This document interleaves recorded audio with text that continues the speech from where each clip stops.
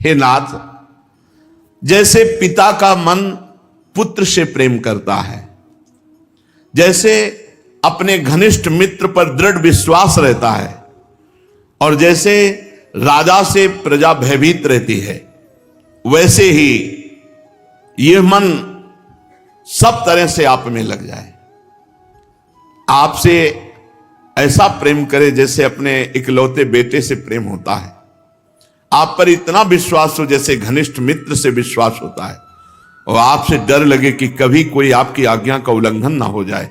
ये डर भी रहना चाहिए। ये डर ही डर पे हरिवंश हित जिनो भ्रमय गुण सलिल पर, यह डरना चाहिए कि कहीं माया की त्रिगुण सलिल में बहकर हम अपने प्रभु के विमुख आचरण न कर बैठे। तो हे नाथ, केवल स्वामी से हमारे ऐसे संबंध रहे जैसे पिता पुत्र से प्रीति करता है, जैसे घनिष्ठ मित्र मित्र पर विश्वास रखता है, जैसे प्रजा राजा से डरती है, ऐसे ही आपसे हमारा संबंध हो, और चातक की तरह अनन्य टेक रखकर केवल एक प्रभु पर ही विश्वास हमारा हो। तब हम समझेंगे कि हमारे ऊपर हमारे हरिजू की कृपा है। हरसी है न अति आदरे, निदरे न जरी मरी है। प्रभु, हम मानेंगे आपकी कृपा, लेकिन तब जब अत्यंत आदर और सम्मान होने पर मेरे हृदय में हर्ष न हो, और घोर निरादर अपमान निंदा होने पर मेरे हृदय में जलन न हो, तब मानूंगा कि मेरे ऊपर हरि की कृपा। ऐसा ही है। हरसी है नाति आदरे, निदरे न जरी मरी है। हानि लाभ दुख सुख सबय समुचित, हित अनहित कलि कुचाली परिहरि है। आहा, हानि हो जाए तो भी जय श्री हरि, लाभ हो जाए तो जय श्री हरि, सुख मिले तो श्री हरि, दुख मिले तो श्री हरि, भलाई बुराई सब में समान भाव, और कलि की कुचाल कपट छल ये सर्वथा मन छोड़ दे, तभी मानूंगा कि नाथ ने मुझे अपना लिया है। ये स्थिति आनी चाहिए। आपके ऊपर भगवान की कृपा है, भगवान ने आपको अपना लिया है। इसका परिचय क्या? बोले जैसे स्वाभाविक विषयी मन विषयों का चिंतन करता है, ऐसे आपका चिंतन होने लगे। मान सम्मान होने पर हर्ष न हो, अपमान निंदा निरादर होने पर शोक न हो, हानि लाभ सुख दुख मान अपमान इन सब में समान चित्त की स्थिति रहे, तो मानूंगा कि नाथ आपने मुझे स्वीकार कर लिया है, जब कलयुग की कोई भी कुचाल हमारे हृदय पर अपना प्रभाव न डाल पावे।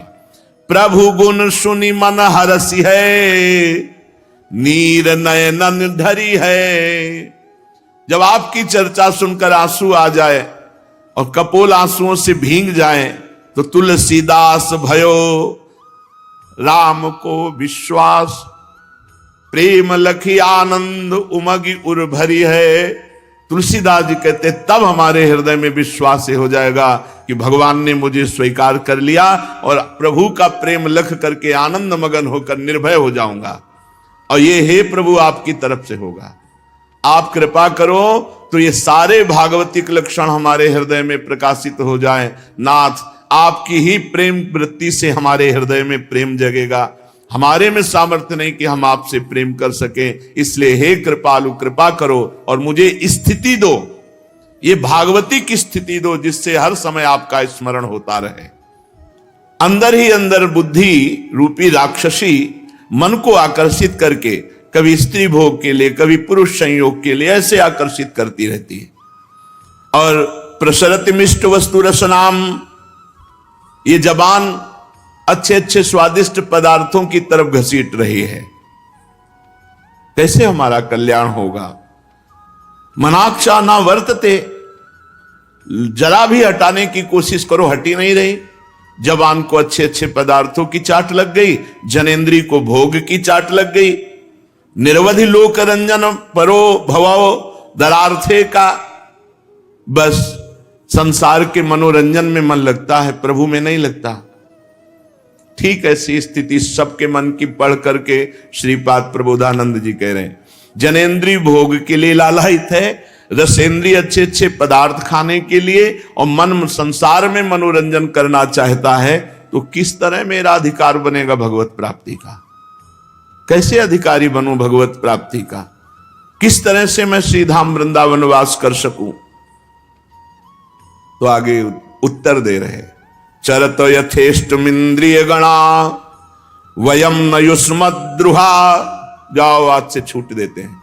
इंद्रियों, तुम्हें जो मन आवे सो करो। हमने तो वृंदावन का आश्रय पक्का पकड़ लिया, अब नहीं छोड़ेंगे। कुछ भी करो, वृंदावन नहीं छोड़ेंगे। जनेन्द्रीय भोगों की तरफ, रसेंद्रीय चाट की तरफ, नाना प्रकार स्वाद दृष्टि, मन संसार के मनोरंजन में, फिर कैसे भगवत प्राप्ति हो? तो श्रीपाद कह रहे, चरत यथेष्ट इंद्रिय गणा वयम न युष्मद्रुहा। जाओ, आज से तुम्हें नहीं छेड़ेंगे। इंद्रियों, तुम यथेच्छ विहार करो। हम तुम्हारे दुश्मन थोड़ी ही। तुम एक बस बात कर दो, हमें कभी वृंदावन से बाहर जाने के लिए प्रेरणा मत करना, बस तुम्हें जो मना वैसो करो। हरिप्रिया संभाल लेंगे सब। प्रिया प्रीतम बड़े समर्थ। ये बहुत निश्चिंतता की बात है। छोड़ के तो देखो, वैसे संभाल लेंगे जैसे गिरते हुए को ऐसे गोद में ले लिया जाता है। जब तक अहंकार है तभी तक नहीं संभल लो। जहां अहंकार समर्पित हुआ, ये सब संभल जाते हैं। कथमपि शक्ति रस्ति नचवो विनिग्रहे मादृशाम। मेरे में तो शक्ति है नहीं कि मैं तुम्हें संभाल सकूं। अय मन इंद्रियों, आज से छूट दिया। जो मन भावे सो करो, बस हमें वृंदावन वासी बनाए रखो। इन किन प्रकार मुझे वृंदावन से बाहर मत जाने की प्रेरणा करना, फिर तुम्हारे जो मनावे सो करो, हम तुम्हारे दुश्मन नहीं हैं। चरत यथेष्ट इंद्रिय गणा वयम न युष्मद्रुहा कथमपि शक्ति रस्ति नवो विनिग्रहे मादृशाम। मैं तुम्हें हटा सकूं, भोगों से इतनी सामर्थ्य नहीं रह गई। तुम भी हमें मत छेड़ना। हम प्रिया प्रीतम कितनी प्रवीणता से इंद्रियों को बांध रहे हैं। जाओ, तुम्हें छूट दी, लेकिन तुम भी हमें छूट लो। हमें जबरदस्ती करके भोगों में नहीं लगाओगे। हम प्रिया प्रीतम में लगने के लिए वृंदावन वास किया है। जाओ, हमारा तुम्हारा आज से एक राजीनामा हो जाए। ना हम तुम्हें छेड़ेंगे, ना तुम हमें छेड़ोगे। तो बिना हमें छेड़े इंद्रिया कुछ कर नहीं सकती। बिना हमारी स्वीकृति की इंद्रियों की कोई सामर्थ्य नहीं। बड़ी प्रवीणता से मार रहे हैं कि अच्छा, तुम्हें कोई सामर्थ्य नहीं तो आओ वृंदावन वास करो, छोड़ दो मन इंद्रियों को। पर इंद्री और मन, तुम हमें नहीं छेड़ोगे, हम तुम्हें नहीं छेड़ेंगे। हम वृंदावन वास करके प्रिया प्रीतम में लगे, हमें छेड़ना मत। तुम्हें नहीं छेड़ेंगे, तुम्हें जहां लगना है लगो। तो बिना हमारे ये कहीं लग नहीं सकते। एक बात और सुन लो, ये बुद्धिहीन होंगे जो तुम्हारे इशारे पे चल करके प्रभु को छोड़ दें। हम ऐसे नहीं हैं। प्रभु को तो नहीं छोड़ने वाले। शरणागत हो गए, धाम के वासी हो गए, ना अन्यत्र जाऊंगा और ना तुम्हारा पक्ष लूंगा। अब तुम देख लो, तुम्हें जो करना हो। तो अपने आप अधीन हो जाएंगी, इंद्रियां अपने आप अधीन हो जाएंगी। भगवद आश्रय बड़ा मंगलमय है। सब सामर्थ्यहीनता उसी समय स्वाहा हो जाती है जब बड़ों का आश्रय ले लिया जाता है। सबसे बड़े प्रभु, और प्रभु से भी बड़ी हमारी प्रियाजू, क्योंकि प्रियाजू प्रेम का सार समुद्र है और प्रभु प्रेमाधीन है। प्रभु को प्रेमाधीन कहा गया है और प्रेम का मूर्तिमान स्वरूप हमारी प्रियाजू। तो मेरे बल सी वृंदावन दानी। अरे काहे को हाय हाय। मस्त इंद्रिया, तुम भी मस्त हो जाओगी। मन, तुम भी मस्त हो जाओगे। जन्म जन्म की मस्ती जो चाह रहे हो वो यहीं पूर्ण होगी। रूप देखो तो प्रिया प्रीतम का, स्वाद लो तो प्रिया प्रीतम के प्रसाद का, आश्रय है तो प्रिया प्रीतम के चरणों का, वास मिला है प्रिया प्रीतम के घर का। अब क्या हमें परेशानी? हर समय मस्ती। पर दुर्भाग्य है कि ऐसे में भी मस्त नहीं हो पा रहे। प्रभु से प्रार्थना करनी चाहिए कि प्रभु हमारे मन को आप ले लो और सदैव आपका चिंतन करें। इतना दे दो, बस हमारा आपका इतना ही सौदा है। प्राण मन जो चाहो सब ले लो आपके, और एक बात आप दे दो कि आपका विस्मरण न हो, हर समय स्मृति चलती रहे। यही हमारे जीवन का परम लाभ हो। गोस्वामी श्री तुलसीदास जी महाराज प्रभु से विनय करते हैं, तुम अपनायो तब जानी हो, जब मन फिरी परी है। तभी हम मानेंगे हे हरि आपने मुझे अपना लिया, जब मेरा मन जैसे विषयों में जाता है वैसे आप में जाए। कामी नारी प्यार जिम, लोभी जिम प्रिय दाम, तिम रघुनाथ निरंतर प्रिय लागो मोहिराम। तब मानेंगे कि आपने मुझे स्वीकार कर लिया। जेहि स्वभाव विषयनि लग्यो, तेहि सहज नाथ सो नेह छाड़ी छल करी है। तुम अपनायो तब जानी हो, जब मन फिरी परी है। जैसे इसका स्वभाव है, मन का हठी स्वभाव है, जिस विषय में लगा उसके लिए सैकड़ों बार हट करके हमें पराजित करके वो विषय सेवन करेगा। ऐसे ही हठी स्वभाव मन आप में लग जाए प्रभु, जबरदस्ती बलात् आपका चिंतन करे, आपके रूप का, आपके गुण का, आपके लीला का, हटाए ना हटे, तब मानेंगे कि अब हमारे ऊपर हरि कृपा हो गई, हरि ने अपना लिया, तब हम मानेंगे। जे स्वभाव विषय न लग्यो, जैसे स्वाभाविक विषयों में जाता है, ते सहज नाथ सो ने छाड़ छल करी है। बिना छल कपट के सहज में आपका चिंतन हो तो मानेंगे कि हे हरि आपने मुझे स्वीकार कर लिया। सुत की प्रीति प्रतीति मीत की, नृप ज्यों डर डरी है। अपनो सो स्वार्थ स्वामी सो, चहु विधि चातक ज्यों एक टेक ते नहीं टरी है।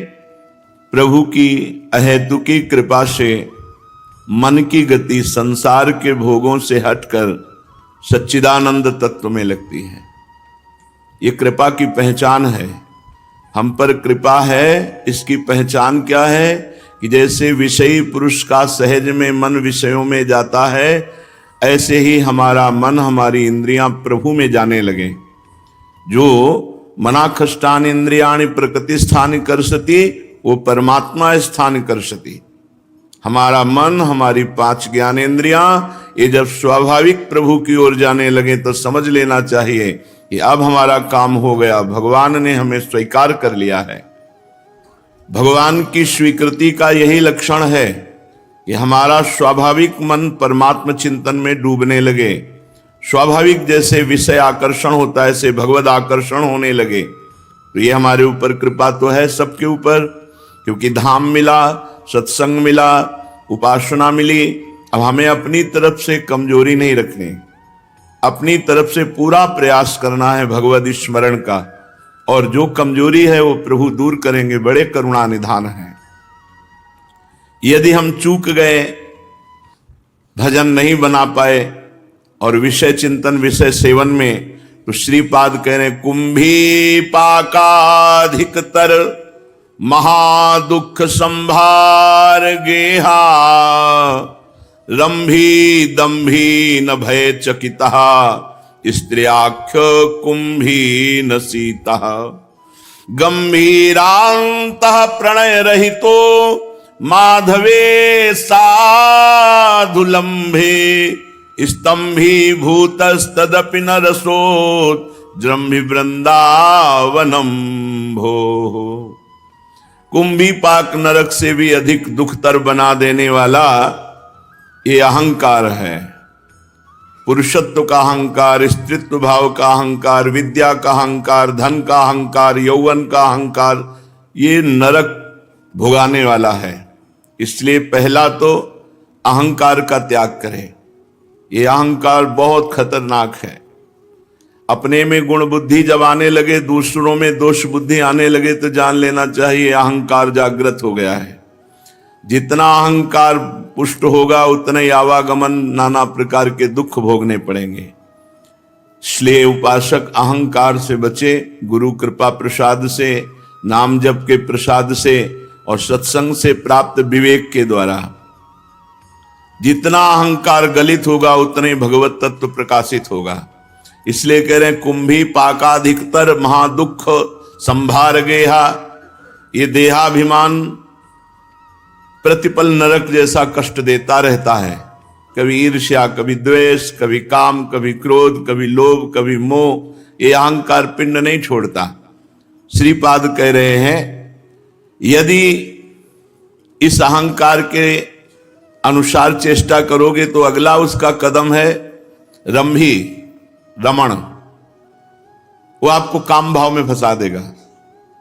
देहाभिमान चाहे स्त्रीत्व भाव का हो, चाहे पुरुषत्व भाव का हो, अगर भजन करके इसको मिटाया नहीं, दबाया नहीं, तो अगला कदम इसका होगा भोगों में फंसा देगा। और दंभी आपको नाटकी बना देगा। रंभी दंभी न भय चकिता। तुम्हें आश्चर्य नहीं हो रहा कि अहंकार तुम्हारा नाश कर रहा है, तुम्हें गलत मार्ग में ले जा रहा है, और नाटक ऊपर से भक्ति का कर रहे हैं। दंभी रमण कर रहे हैं भोगों में और नाटक कर रहे हैं त्यागी का, बैरागी का, ब्रह्मचारी का। तो बोले महान नरक, कुंभी पाक नरक जैसे दुख भोगने का तुम विस्तार कर रहे हो, अपने अहंकार को, देहाभिमान को गलित नहीं कर रहे, इसे और पुष्ट करते जा रहे हो। तो स्त्रीआख्या कुंभी न शीता, ये स्त्री आसक्ति अर्थात भोगाशक्ति, ये तुम्हें कभी ना सीता, कभी हृदय शीतल नहीं होने देगा। कामनाएं जलाती ही रहेंगी भोग की। ये ऐसा दलदल है कि एक बार जो गिरा निकल नहीं पाया। ये काम संबंधी ऐसा दलदल है कि गुरु प्रसाद से ही निकला जा सकता है, अन्यथा एक बार जो इस दलदल में गिरा वो निकल नहीं पाया। जन्म जन्मांतर व्यतीत हो गए, अभी तक नहीं निकल पाए। इसलिए इस देहाभिमान को भजन के द्वारा गलित करो। और रंभी, जो पर शरीरों के रमण से सुख मिलता है उसको त्याग करो, वो सुख नहीं दुख योनया है। और दंभी, नाटक मत करो भक्ति में, असलियत में जैसे हो वैसे प्रभु के सामने पेश हो। दंभ करने से दंभी का बहुत बुरा नाश होता है। पाखंड दंभ इसे ही कहते हैं जो है नहीं उसका आचरण करके दिखाया जाए, नौटंकी वाला नाटक, उसे दंभ कहते हैं। कि है नहीं और आप दिखावा कर रहे हो तो बहुत बुरी तरह पतन होगा, क्योंकि इससे अहंकार का पोषण होता है। दोषों का छुपाना, गुणों को प्रकाशित करना, मानो अपना सर्वनाश करना है। दोषों को प्रकाशित करना, गुणों को छुपाना, मानो भगवत प्राप्ति के लिए कमर कस लेना है। श्री गंभीरांतः प्रणय रहितो माधवे साधु लंभे, जो संत गंभीर मुद्रा में राधा माधव के चिंतन में निरंतर डूबे रहते हैं, ऐसे संतों का संग करो। कपटी, दंभी, रंभी ऐसे लोगों का त्याग करो। जड़ मनुष्य हो, जड़मती भी, तो भी ऐसे संतों के संग से वो महान साधक बन जाएगा। क्योंकि रस प्रकाश करने वाला, श्री राधा माधव का चिंतन करने वाला रसिक महापुरुष, जब उसका हम सानिध्य लेते हैं, उनके वचन सुनते हैं, उनके चरणों की सेवा परिचर्या भावना में रहते हैं, तो हमारी बुद्धि की जड़ता नष्ट हो जाती है। बुद्धि की जड़ता, संसार में भोगों में सुख है, यही जड़ता है। इसका नाश हुआ कि परमात्मा प्राप्ति के लिए बुद्धि विकल हो जाती है। धन्य है वो उपासक जिसकी बुद्धि परमात्मा प्राप्ति के लिए विकल है। न शमदमाद्यमस्ति विदितम नहीं स्वधर्म स्थिति, हरिचरणारविंद युगले सदैव मंदामति। उपरमणंच नास्ति कलुषान महत्कृपा दुर्लभा, तद शरणोह मध्य शरणम ब्रजामि वृंदावनम। श्रीपाद प्रबोधानंद जी महाराज कह रहे हैं कि मैं शम दमादि नियमों को नहीं धारण कर पाता हूं। यद्यपि वो तो सिद्ध पुरुष है, ये अपने लोगों के लिए कह रहे हैं कि यदि आपकी ऐसी भी स्थिति है तो चिंता नहीं करना। शम कहते हैं इंद्रियों का दमन करके उन पर विजय प्राप्त करना, और दम कहते हैं मन का दमन करके उस पर विजय प्राप्त करना। शम दम अर्थात इंद्रिय विजेता और मन विजेता। श्रीपाद कह रहे मैं शम दम आदि विषयों को नहीं जानता हूं, अर्थात इन नियमों का पालन करना मेरे बस की बात नहीं। स्वधर्म में भी मेरी स्थिति नहीं है, जो भागवत धर्म है इसमें भी मेरी स्थिति नहीं है। ये अपने लोगों के लिए बहुत काम की बात करे। हरि चरणारविंद युगले सदैव मंदामति, ऐसी मंदमति है कि हरि चरणारविंद के तरफ खिंचाव ही नहीं है, भोगों की तरफ खिंचाव है। ना मैं समदम जानता हूं, ना मेरी धर्म में स्थिति है, ना हरि चरणारविंद में प्रीति है, और उपरमणंच नास्ति कलुषान महत कृपा दुर्लभा। जिन आचरणों से उपरति होना चाहिए वो है नहीं, अर्थात पापों में रति है। अब क्या ऐसा पुरुष महापुरुषों की कृपा का पात्र बनेगा? तो कह रहे नहीं, दुर्लभा, उनके लिए तो बहुत दुर्लभ है महापुरुषों का संग, फिर इनका कल्याण कैसे होगा? जिनकी ना धर्म में रति है, ना इंद्रिय विजेता है, ना मन विजेता है, ना भगवान के चरणों में प्रीति है, पापों में रति, इनका कल्याण कैसे होगा? तो श्रीपाद कह रहे तद शरणो मध्य शरणम ब्रजामि वृंदावनम। आ जाओ वृंदावन। यदि ऐसे भी हो तो सीधाम वृंदावन आ जाओ, वृंदावन की शरण में हो जाओ। वृंदावन अपने प्रभाव से भगवत प्राप्ति करा देगा। आजीवन वृंदावन का जिसने वास का नियम ले लिया, वो जितेंद्री भी ना हो, मनोनिग्रही भी ना हो, धर्मात्मा भी ना हो, हरि चरणों में प्रीति भी नहीं है, तो भी इस धाम के प्रभाव से अखंडवासी को भगवत प्राप्ति होती है।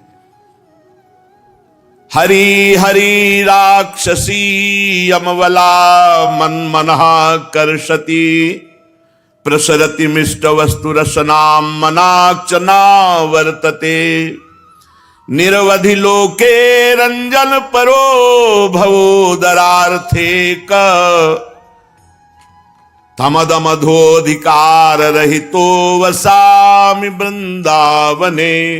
हरि हरि हे हरि हे हरि। ये मेरी बुद्धि रूपी राक्षसी सदैव भोगों के लिए ही लालायित रहती है। कभी स्त्री शरीर में आसक्त, कभी पुरुष शरीर में आसक्त, कभी इन भोगों में। हे हरि मेरा क्या होगा?